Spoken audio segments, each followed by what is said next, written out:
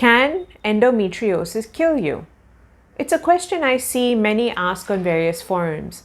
As an endo warrior, I can confidently say that the answer isn't so simple, and today I'm going to share why that's the case. But as usual, please remember that I'm not a medical professional. I'm just a patient sharing what I know, understand, and have experienced myself. Please always consult a medical professional for your medical needs. Oh, and if you like the content I put out, then please do like, share, and subscribe to this channel. Now, technically, no, endometriosis cannot kill you. But like I said, the answer isn't so simple. Endometriosis can cause complications, which could, as explained by healthline.com, and I quote them, in rare cases, endometriosis can cause medical conditions that have the potential to become fatal if left untreated. Unquote. This article on healthline.com goes on to talk about how endometriosis can cause small bowel obstruction and ectopic pregnancies. What we must also remember is that endometriosis lesions can be found in the diaphragm region and in very rare cases, the brain as well.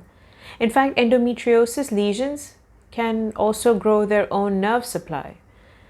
Endo is a multi-organ complex condition that targets at least 1 in 10 women, and sadly, or shall I say pathetically, takes an average of 7 years to diagnose.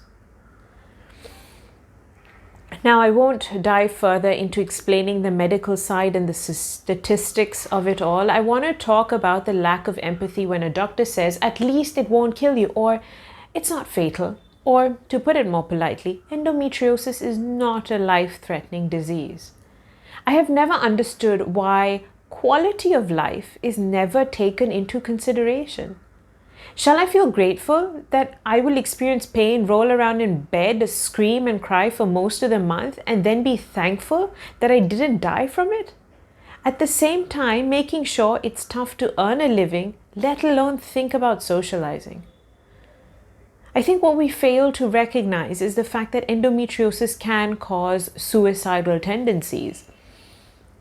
In fact, in 2019, a survey revealed, I will link the survey in the description box. So the survey said, and I'm going to quote them, about half of women with endometriosis reported that the condition led to suicidal thoughts, unquote. Also, referring to the endometriosis patients who did commit suicide, an endometriosis activist, Jamie Ray McCormick, said, and I quote, "Some of them have gone due to taking their own lives because they just couldn't cope anymore and didn't have the right support," McCormick told BBC. He also added, "It's really heartbreaking," unquote. If we look at chronic conditions as a whole, a study done by the University of Waterloo says, and I quote again, young people between the ages of 15 and 30 living with chronic illness are 3 times more likely to attempt suicide than their healthy peers, unquote. Now imagine a girl getting her periods at age 12. She is in pain for the average of 7 years before she is taken seriously or even diagnosed. What will her state of mind be?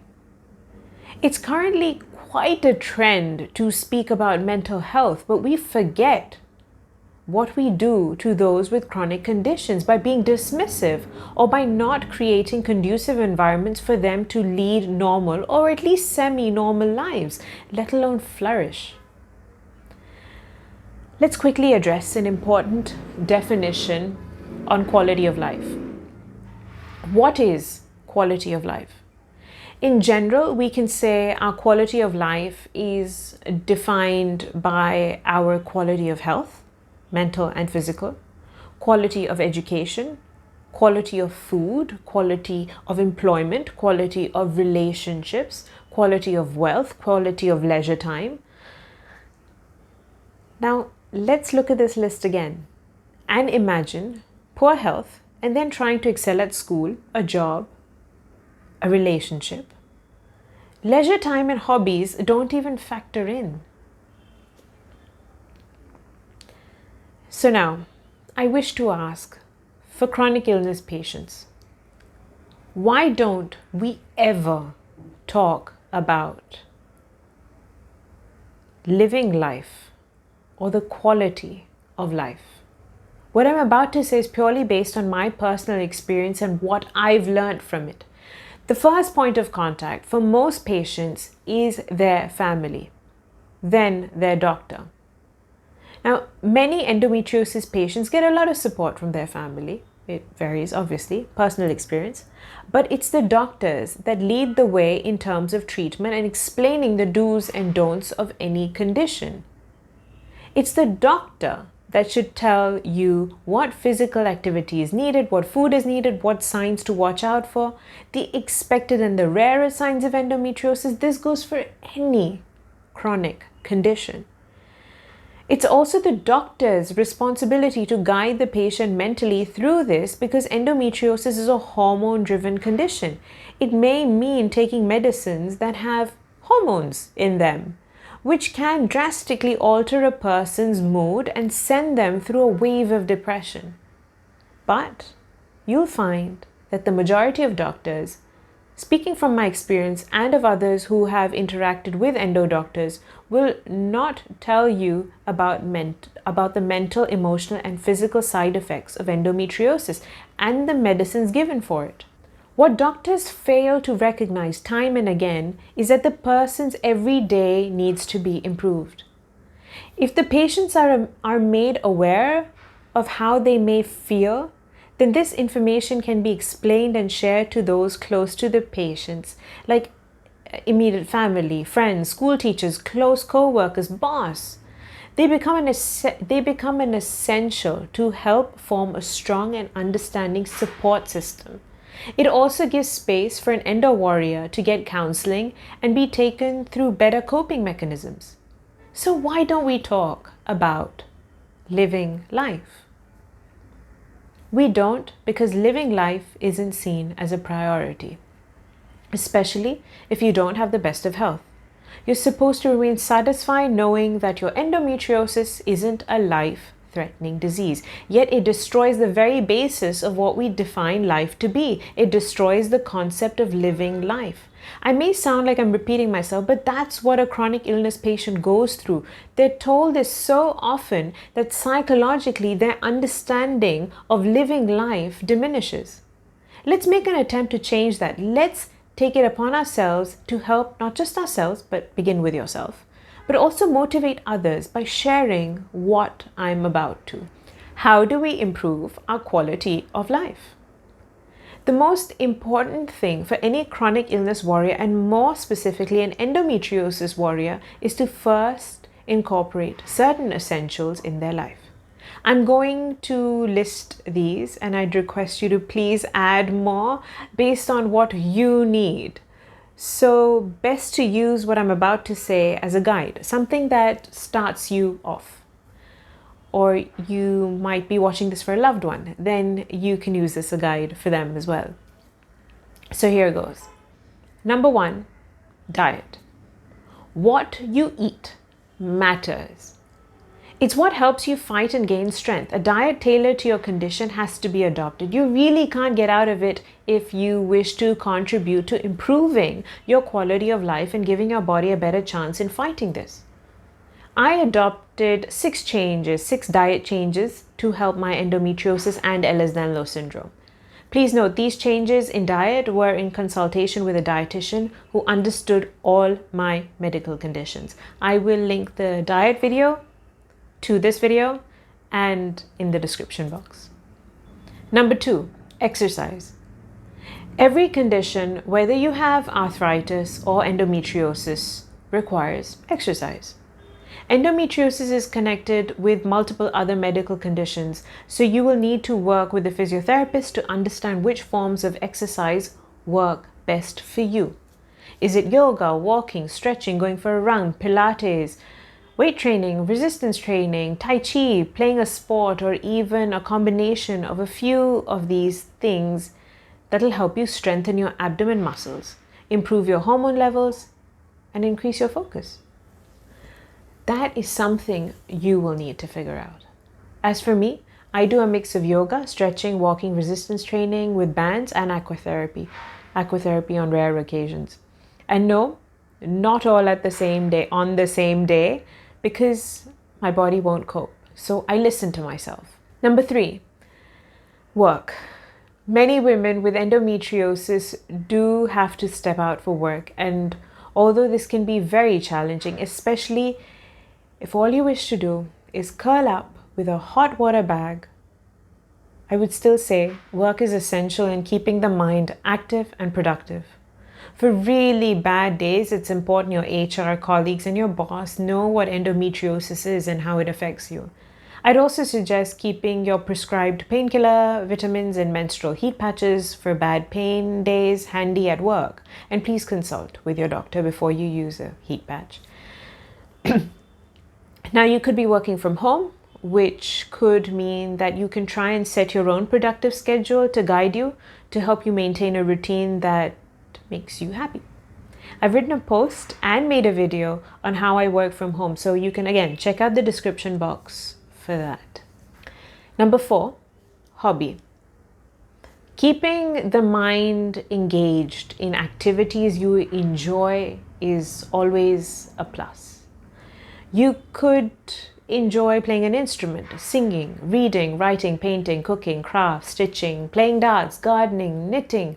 So do it. The point is to connect with yourself through this process, or even get lost and go into this zone of relaxation and just drift away into your own world. Number 5, talking. I believe being communicative with those closest to you can be so beneficial. These are people who care to look to understand and support you. I do understand that there are some of us out there who have no support. And this is where meeting like-minded people on social media, others who have similar issues to you, can also be very helpful. We can all support one another, which is great, and I found a lot of benefit in that. Another option is support groups of your particular medical condition in your country. Some are even city-based, so I mean, they'll obviously be city-based, but if you have one in your city, the point is to reach out and stay connected so that you don't feel like you're all alone in this. Number 6, self-care. It's the little things we do to take care of our body that can go a long way in helping us feeling physically and mentally good. Let's look at taking care of both these aspects. So, physical self-care. When dealing with varying hormones and various medications, our hair and skin goes through a lot of adjustments and turmoil. We mustn't forget to take care of ourselves. When I was a teenager and adjusting to hormone medicines, I went through horrible acne. I experimented with natural products to help myself, and 20 years on, they still help to maintain my skin, and I've now started videos on this, which I link in the description box.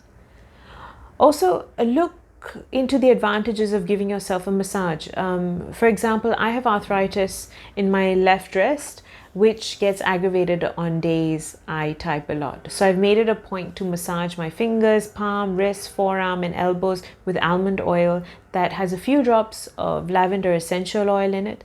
It helps to get the circulation going, and the lavender relaxes me and the muscles. So speaking of massages, I give myself a scalp massage with coconut oil. A scalp massage helps to improve blood circulation, and most importantly, just like with my face masks or using a scrub, during a massage, we spend time taking care of our body. This time with ourselves, when we're taking care, we're showing love and attention, which is so important. Now, very importantly is mental self-care. Taking time to close my eyes, breathe, and meditate helps to slow my racing mind. It reduces the stresses of being in constant pain, which can so easily spiral towards thoughts which aren't healthy. If you don't feel inclined to meditate, I would highly recommend you begin with just breathing. Sit in a comfortable position, close your eyes, and focus on your breathing. Do this at least 5 minutes a day. It's a great way to calm yourself and bring clarity of thought.